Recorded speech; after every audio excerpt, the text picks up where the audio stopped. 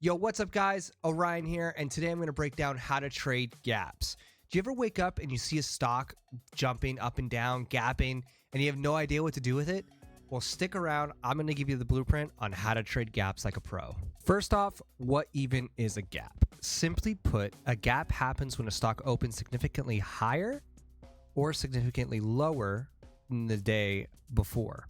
It's like the market skips this level. There are two types. There's a gap up, which is up here. Like the market decided to jump and skip that level and created this gap. There's a gap down, which is the same thing, just the opposite way. Why does this matter? Because gaps are emotional. Like how I've talked to you guys before about emotions in trading. They're driven by news, earnings, fear, greed, and that's exactly where smart money plays. And we need to follow that flow like I always talk about. Now, here's the sauce. There are three major gap setups that I trade. There's a gap fill, the stock gaps up, and then fades and fills the gap like it did here. It just happened to do it here. I'm using Tesla as a good example because Tesla gaps a lot and trades into the gaps. There are certain stocks that don't trade into the gaps. They kind of just ignore them sometimes, or it takes a really long time to gap fill. So, however, this made this gap here at 255, I think it was.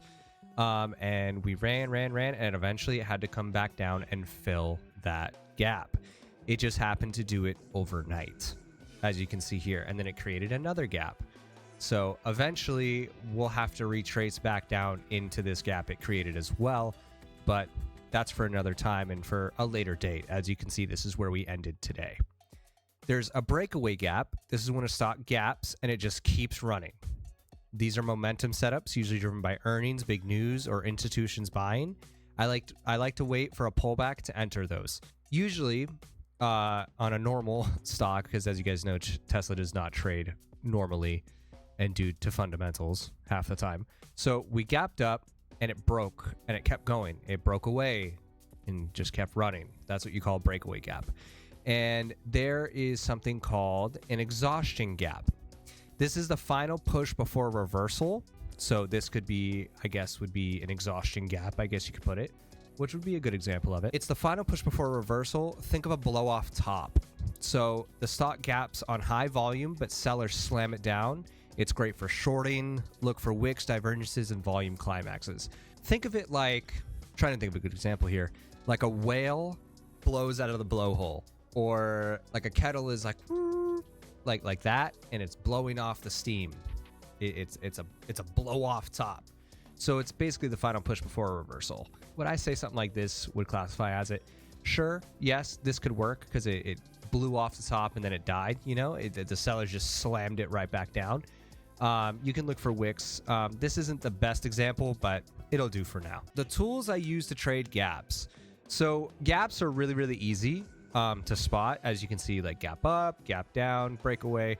They're really easy. So it's not really any tools I use. I just kind of use the chart. I guess you could use something like this, like a rectangle.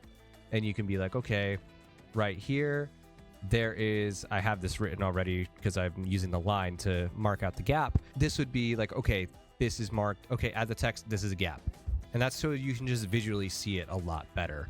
And that's where you like mark it out and you'd be like, okay, we're going to retrace into the gap and we're going to jump down here. In this case, it would be all the way over here. Like, okay, boom, we hit the gap and now we can continue running.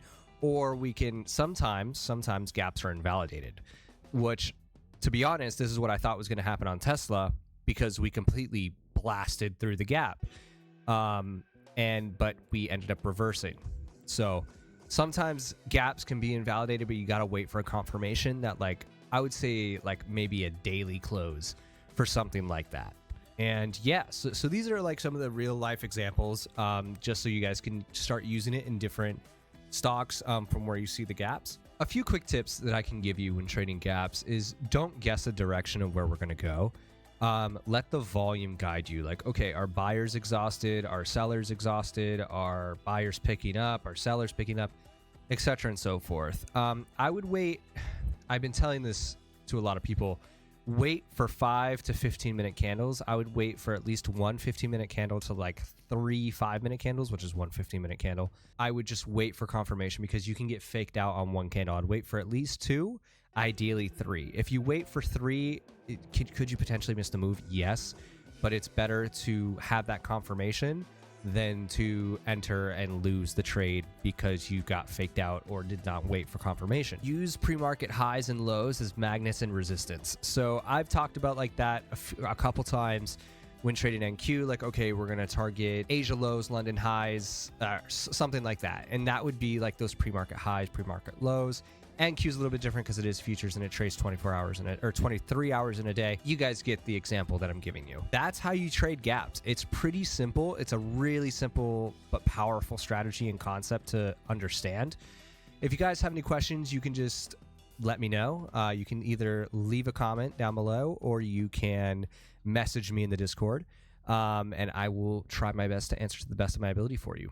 If this helped you out, go smash the like button, leave a comment, and make sure to subscribe for more educational content from us on Insider. If you want more, join the Discord, and I will see you there. So.